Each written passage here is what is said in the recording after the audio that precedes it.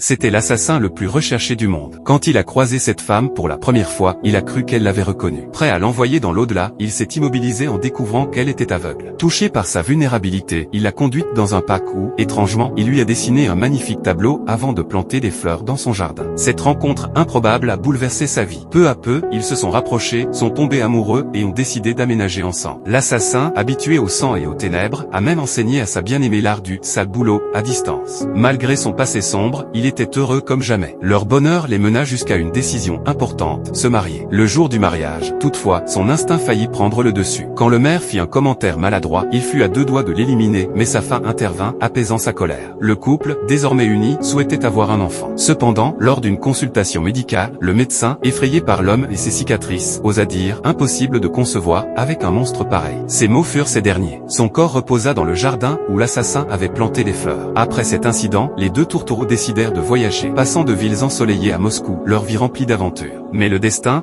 imprévisible, frappa un jour où elle récoltait des pommes dans leur jardin. Elle s'effondra soudainement, victime d'une crise fatale. Dévasté, l'assassin resta seul dans la maison qu'il partageait. En fouillant ses affaires, il tomba sur le journal intime de sa défunte épouse. Ce qui lui changea tout. Elle n'était pas aveugle. Elle avait choisi de fermer les yeux sur son passé, ne voyant en lui que le bien, profondément enfoui sous ses ténèbres. Cette révélation brisa son cœur. Pour la première fois de sa vie, il pleura, pas pour ses crimes, mais pour l'amour qu'il avait reçu d'une femme qui avait cru en lui, malgré tout.